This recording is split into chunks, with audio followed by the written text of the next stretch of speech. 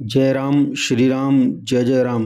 प्रस्तुत प्रसंग में श्री महाराज जी से सुने महाराज जड़ भरत की कथा तथा यह भी बतलाया कि हमें अगला जन्म कैसे और क्यों किस रूप में मिलता है। महाराज मनु के ज्येष्ठ पुत्र हुए नृप उत्तानपाद सुततासु उत्तानपाद, और महाराज मनु के छोटे पुत्र का नाम था प्रियव्रत, और प्रियव्रत के पुत्र हुए आग्निध्र।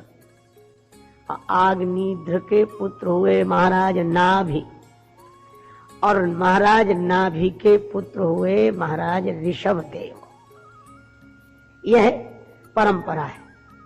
महाराज मनु, मनु से प्रियव्रत, प्रियव्रत से आग्निध्र, आग्निध्र के नाभि, नाभि के ऋषभदेव।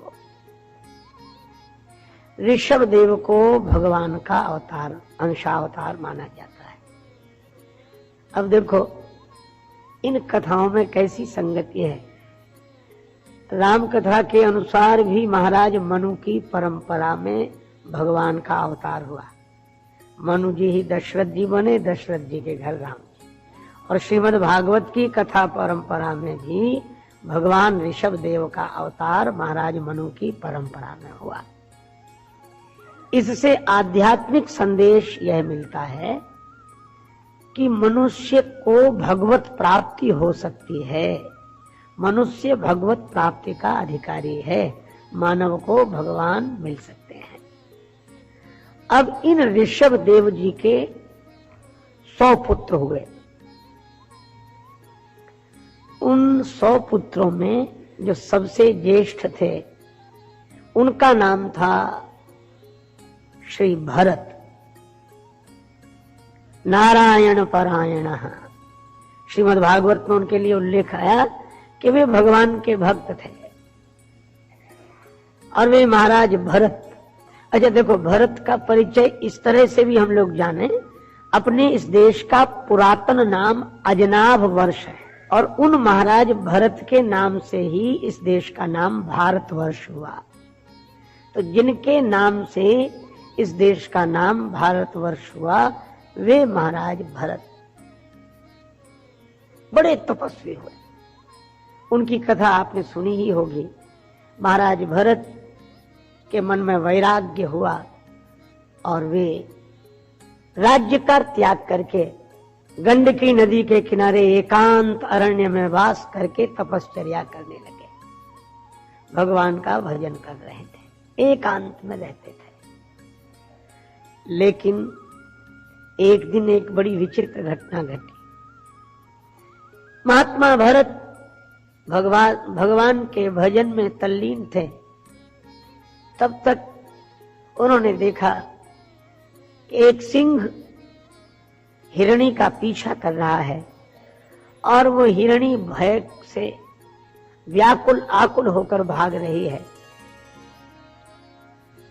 उसने छलांग लगाई। उसके गर्भ से एक शिशु का जन्म हुआ, छोटा सा बालक। वह महात्मा भरत के आश्रम में गिरा, और हिरणी को शेर ने अपना ग्रास बना लिया। अब उन नन्हे से बालक के प्रति, उस हिरण के बच्चे के प्रति महात्मा भरत के मन में दया का उदय हुआ। देखो, दया तो अच्छी बात है। करुणा का भाव संत के मन में नहीं होगा तो और कहां होगा। तो दया का भाव मन में आया। करुणा करना तो अच्छा था, दया करना तो अच्छा था। अब वे उसका पालन पोषण करने लगे। बेचारा बिना माँ बाप का है, अब मैं ही इसका पालन पोषण करूं। और वो हिरण का जो शिशु था वह भी महात्मा भरत को अपना सब कुछ समझने लगा। बस उनके आगे पीछे बैठा रहता। वे भजन करने बैठते तो उनके पास आकर बैठ जाता। अब महात्मा भरत का यह हुआ हाल, तो भजन तो करते पर आंख खोल खोल के बीच में उस हिरण के बच्चे को भी देख लेते, को कहीं इधर उधर तो नहीं चला गया, कहीं इधर उधर तो नहीं गया। अब यह भी देखो सांकेतिक सूत्र है। रामचरितमानस और श्रीमद् भागवत की कथाओं में बहुत साम्य है। सीता जी का मन भी हिरण ने हरण कर लिया था। उनकी दृष्टि भी हरि से हरिण पर चली गई, तो हरण की स्थिति आ गई। दृष्टि हरि से हटकर हरिण पर गई तो हरण की स्थिति आ गई।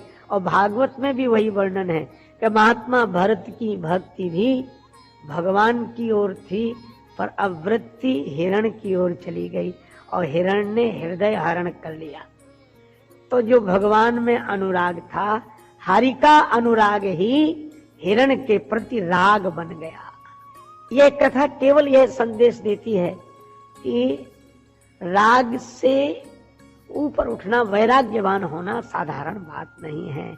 यह राग कभी भी आ सकता है, किसी भी क्षण आ सकती। इसका अर्थ है ये जो आ सकती कभी भी आ सकती है, कैसे भी आ सकती है, कहीं भी आ सकती है। अब ये तो राज्य छोड़कर चले गए, नगर छोड़कर गए और एकांत में रह रहे हैं, नदी किनारे रह रहे हैं, कुटिया बनाकर रह रहे हैं, बिल्कुल शांत हैं। लेकिन वहां हिरण का यह शिशु उनके आश्रय में आया और उसके प्रति उनके मन में राग हो गया। अब वह अगर जंगल में चला जाता, बड़ा था हिरण का बच्चा, तो सोचते रहते अभी तक आया नहीं, पता नहीं कहाँ होगा कहाँ होगा। दिन भर उसी के बारे में सोचते और सोचते सोचते ऐसी दशा हुई कि एक दिन वो हिरण का बच्चा गया, वो लौट कर आया। भरत हा हरि हे हरि करते थे, वे अब हा हिरण करने लगे। कहाँ जा रहे थे, कहाँ पहुंच गए। मन भगवान में लगाने के लिए आए थे और मन हिरण में लगा लिया। हरि से हटकर हिरण में मन चला गया और हिरण का चिंतन करते करते महाराज भरत ने शरीर त्याग दिया। महात्मा भरत ने शरीर त्याग दिया, हिरण का चिंतन कर रहे थे। श्रीमद् भगवत गीता में आया त्यजेत कलेवरम, जिसका चिंतन करते हुए व्यक्ति शरीर छोड़ता है, बस उसी गति को प्राप्त होता है। अंत मति स गति भवेत, अंत में जैसी मति होगी प्राणी की वैसी ही गति होती है। तो वे महात्मा भरत अगले जन्म में हिरण ही बने। हिरण का चिंतन किया था तो हिरण बने और ब्रह्म का चिंतन करते तो ब्रह्म भाव में स्थिर हो जाते, क्योंकि ब्रह्मविद ब्रह्मैव भवति। जो मन ब्रह्म ही ब्रह्म विचारत, तो मन होत है ब्रह्म स्वरूपा। हमारा चित्त उस विषय का आकार ग्रहण कर लेता है, हमारा अहम आकार ग्रहण कर लेता है जिसका हम चिंतन करते हैं उसका। क्योंकि अहम का कोई आकार तो है नहीं, वह जिसका चिंतन करता है उसी का आकार ग्रहण कर लेता है। महात्मा भरत ने हिरण का चिंतन किया तो उन्हें अगले जन्म में हिरण ही होना पड़ा। तो यह तो दुर्भाग्यपूर्ण पक्ष है। लेकिन एक मैं आपसे निवेदन करूं, भगवान के भजन की सबसे बड़ी विशेषता है, भजन व्यर्थ नहीं जाता। भगवान का भजन व्यर्थ नहीं जाता। अच्छा, और अगर आप भटक जाएं भजन करते करते, उस रास्ते को छोड़कर दूसरी दिशा में चले भी जाएं, तो वो जितना किया है वह भी बेकार नहीं जाता। यह ऐसा नहीं है कि अंत में छोड़ दिया तो सारा समाप्त हो गया। यही इसकी विशेषता है। आपने जितना किया है उतना तो रहेगा ही। आप भटक गए तो कोई बात नहीं, और जब शुरू करेंगे तो वहीं से शुरू करेंगे जहां समाप्त किया था, वह फिर उसमें जुड़ जाएगा। यही भगवान के भजन की विशेषता है, भगवान की भक्ति की विशेषता, इसी की विशेषता है। धर्म के अनुष्ठान में अगर अंत में चूक गए तो पूरा अनुष्ठान बेकार। अरे विद्यार्थी वर्ष भर पढ़ता है पर परीक्षा में अनुत्तीर्ण हो जाए तो पूरा वर्ष बेकार। लेकिन भगवान के भजन में ऐसा नहीं। आपने किसी तरह 10 बार भी नाम ले लिया है, 100 बार भी नाम ले लिया है, 1000 बार भी भगवान का नाम ले लिया है, और उसके बाद आपने कुछ नहीं किया, दूसरे रास्ते पर चले गए, तो चाहे कितना ही भटके लेकिन वह भजन बेकार नहीं जाएगा, वह व्यर्थ, वह तो आपकी जमा पूंजी है, वह तो समय पर काम आएगी ही। क्योंकि भगवान से जुड़े हुए का कभी अंत नहीं होता। जैसे आपने सुना होगा, द्रौपदी जी ने भगवान श्री कृष्ण की उंगली पर वस्त्र लपेटा था। क्यों? श्री कृष्ण की उंगली में चोट लगी, रक्त बह रहा था, और श्री कृष्ण की उंगली के बहते हुए रक्त को देखकर शोक सत्य भामा कियो रुक्मणी रोई धाय, बांधन को पट खोजती पटरानी अकुलाए, तब लग देवी द्रौपदी ने देखे यदुवीर, अंगुली बांधन को तुरंत चीर्यो अपनो चीर। द्रौपदी जी ने अपनी कीमती साड़ी फाड़ दी और साड़ी फाड़कर श्री कृष्ण की उंगली पर वह वस्त्र खंड लपेट दिया। श्री कृष्ण के आंखों में आंसू आ गए। कन्हैया ने कहा कि बहन द्रौपदी, इतनी कीमती साड़ी क्यों फाड़ दी? धन्य है देवी द्रौपदी। वे कहने लगी, प्यारे घनश्याम, यदि काम आवे आपके तो काढ़ दूं नसों को, ये तो रेशम के धागे हैं और धागे भी साधारण, इनका कौन मोल करे, न दुल्हन के जोड़े हैं न दुल्हा के बागे हैं। फिर भी इतनी कीमती साड़ी क्यों फाड़ी? द्रौपदी जी बोली, मैंने नहीं फाड़ा चीर, पीर देखकर अधीर हो, धागे ही स्वयं नाथ चीर छोड़ भागे हैं। अब वो धागे हैं अभागे, जो बढ़े नहीं आगे, भाग उन्हीं के जागे जो उंगली पे लागे हैं। वो धागे तो अभागे जो आगे नहीं बढ़े, भाग्यवान तो वो जो उंगली पर लगे। श्री कृष्ण ने कहा कि बहन, रहेगा याद ये दिन, न जीवन में भुलाऊंगा, और समय पर देखना द्रौपदी तुम्हारे काम आऊंगा। और द्रौपदी जी ने जब पुकारा, श्री कृष्ण, दुशासन मेरी साड़ी खींच रहा है। भगवान वस्त्र के रूप में प्रकट हो गए, भगवान का वस्त्रावतार हुआ द्रौपदी जी के पास। और उस वस्त्र का अंत नहीं हुआ। 10,000 हाथियों का बल दुशासन की भुजाओं में, पर 10,000 गज बल घट्यो, पर घट्यो न 10 गज चीर। क्यों? क्योंकि वह भगवान से जुड़ा था। भगवान से जुड़ा हुआ वस्त्र खंड भी अखंड हो गया। भगवान से जो जुड़ जाता है वह अनंत हो जाता है। इसी तरह भगवान के किए हुए स्मरण का भी कभी अंत नहीं होता। यही उस भजन की विशेषता है, भक्ति की विशेषता है। भक्ति बीज पलटे नहीं, जो जुग जाहि अनंत, ऊंच नीच घर उपजे, पर होए संत का संत। महात्मा भरत हिरण भी बन गए तो भी भगवान के स्मरण के प्रभाव से उन्हें अपने गत जन्म की याद बनी रही। प्रारब्ध था, हिरण के शरीर में रहकर भी वे भगवान का स्मरण करते रहे। और जब हिरण का शरीर छूटा, तब उनका तीसरा जन्म जड़ भरत के रूप में हुआ। जड़ भरत का अर्थ है, उन्होंने सोचा कि नहीं नहीं नहीं, बिल्कुल ना समझ की तरह रहो। क्यों? समझ फिर फंसा देगी। हमने समझ लिया था कि हिरण का बच्चा, इस पर दया करनी चाहिए इसके साथ, और फंस गए। जड़ भरत ने सोचा कि ऐसी समझदारी से तो ना समझ रहना ही अच्छा है। वह और कोई चिंतन ही नहीं करते, केवल ब्रह्म चिंतन करते, ब्रह्म भाव का चिंतन करते। देह में रहकर भी वे विदेह थे, उन्हें देह की सुधि नहीं, अलमस्त की तरह घूमते थे। और उनके बारे में आपने सुना है, राजा रघुगण पालकी में बैठकर जा रहे थे। पालकी का भार उठाने वाले कहारों की संख्या कम थी। जड़ भरत को पागल समझ के कहारों ने इनको ही पालकी में लगा दिया, और ये तो रहते ही उस अवधूत वृत्ति से थे, तो पालकी कंधे पर उठा ली।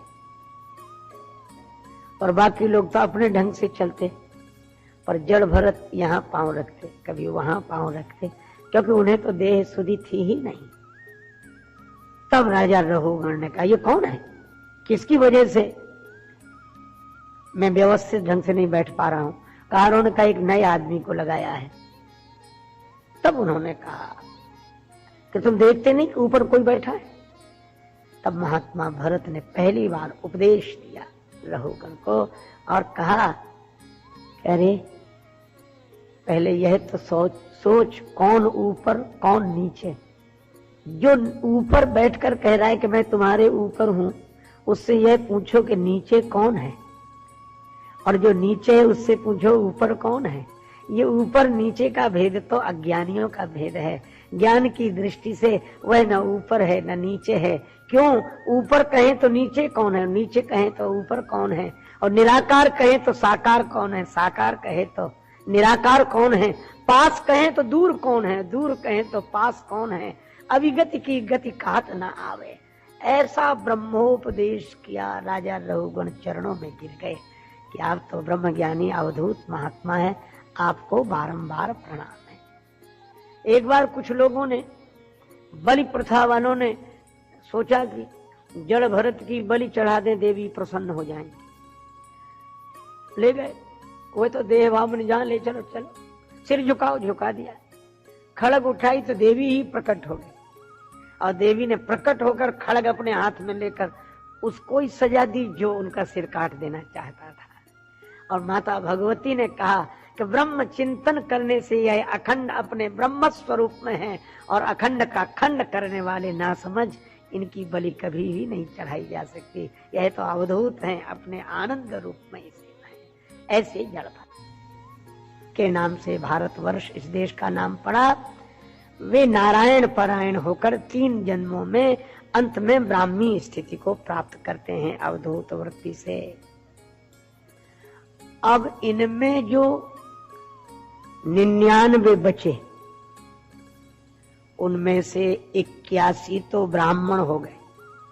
महाराज ऋषभ देव के 100 पुत्रों में एक महाराज भरत, जिनकी कथा मैंने आपको सुनाई, और दूसरे जो 81 थे वे कर्म कांड के आचार्य ब्राह्मण हो गए। उन्होंने वेद परंपरा के अनुसार धर्म सम्मत अपना जीवन जिया, अपने को यज्ञ से जोड़ दिया, ब्राह्मण बने। और उनमें जो ये 9 शेष बचे, यही नव योगीश्वर, ये अवधूत सन्यासी हुए। यह इनके उद्भव की कथा है। और ये 9 हुए, और उनमें से 9 राजा हुए, 81 ब्राह्मण हुए, 9 योगीश्वर हुए, और 1 भरत हुए। यह पूरी संख्या है। 1 भरत, 9 द्वीपों के अधिपति राजा, 81 ब्राह्मण, और ये 9 योगीश्वर। इस तरह। और यह भी एक अद्भुत बात, इसमें 9 कई अंक है। सब राजा भी बने तो 9, और 81 जो ब्राह्मण बने उसमें भी 8 और 1 9 ही है, और योगीश्वर भी हुए तो 9 ही। और 9 शायद इसलिए कि ये 9 पूर्णांक है। पूर्णांक है 9, ये हमेशा 9 रहता है। अच्छा, अगर श्रीमद् भागवत में 9 के अंक की ऐसी महिमा है, तो राम कथा में तो 9वीं की ही महिमा है। भगवान राम प्रकट ही 9वीं के दिन हुए, 9। और अपने यहाँ शायद 9 का अंक ब्रह्म का वाचक माना गया है, इसलिए नवधा भक्ति, भक्ति भी 9। और श्रीमद् भागवत में भी जो भक्ति है वह भी नवधा भक्ति। श्रवणम कीर्तनम विष्णु स्मरणम पाद सेवनम अर्चनम वंदनम दास्यम सख्यम आत्म निवेदनम। क्योंकि 9 का अर्थ है ये 9 जो नित्य नूतन रहे, नया ही रहे, कभी पुराना ही ना पड़े, यह पूर्णांक है।